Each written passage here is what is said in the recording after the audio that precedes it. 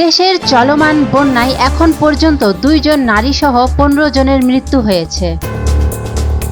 ক্ষতিগ্রস্ত হয়েছেন 48 লাখের বেশি মানুষ। শুক্রবার সন্ধ্যায় দুর্যোগ ব্যবস্থাপনা ও ত্রাণ মন্ত্রণালয় এক বিজ্ঞপ্তিতে এ তথ্য জানায়।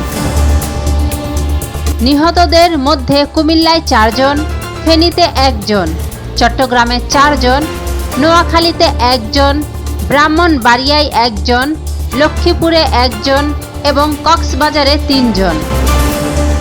এদিকে শুক্রবার সামাজিক যোগাযোগ মাধ্যমে একটি ছবি বেশ ভাইরাল হয়েছে, যেখানে দেখা যায় একটি শিশু পাতিলের মধ্যে কাপড় দিয়ে পেঁচানো অবস্থায় গুটিসুটি মেরে শুয়ে আছে। পাতিলের ভেতর বন্যার পানিতে ভাসতে দেখে সেখান থেকে তাকে উদ্ধার করে নিরাপদ স্থানে নিয়ে আসা হয়। অনেকেই ছবিটি শেয়ার করেছেন নানা আবেগঘন ক্যাপশন দিয়ে। অনেকেই বলছেন পরিবারের সব সদস্য মৃত।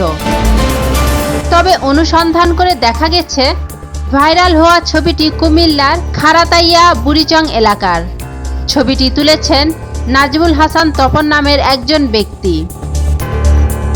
তিনি জানিয়েছেন শিশুটির পরিবারের সবাই জীবিত এবং নিরাপদে আছেন। এর আগে গত বুধবার আরেকটি শিশুর ছবি সামাজিক যোগাযোগ মাধ্যমে ভাইরাল হয়। এতে দেখা গেছে শিশুটি গলা পর্যন্ত পানির নিচে ডুবে আছে।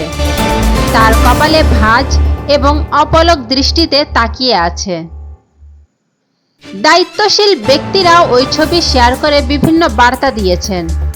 তবে রিউমার স্ক্যানারের বিশ্লেষণে উঠে এসেছে ছবিটি এআই দিয়ে তৈরি ছিল। রিউমার স্ক্যানারের ফেসবুক পেজ থেকে শিশুর ভাইরাল হওয়া ছবি সহ দেওয়া এক পোস্টে বলা হয়, বন্যার বাস্তব দৃশ্য প্রকৃতপক্ষে আরও করুণ। তবে আমাদের বিশ্লেষণে ভাইরাল ছবিটি এআই প্রযুক্তি ব্যবহার করে তৈরি। পোস্টে আরও বলা হয়, আলোর প্রতিফলন, শিশুটির চোখের অভিব্যক্তি, কপালের ভাঁজ ও ঠোঁটের অস্বাভাবিকতা ইত্যাদি অসঙ্গতি অনুযায়ী আপাত দৃষ্টিতে অনেকে ভাইরাল ছবিটিকে এআই জেনারেটেড বলেই ধারণা করছেন।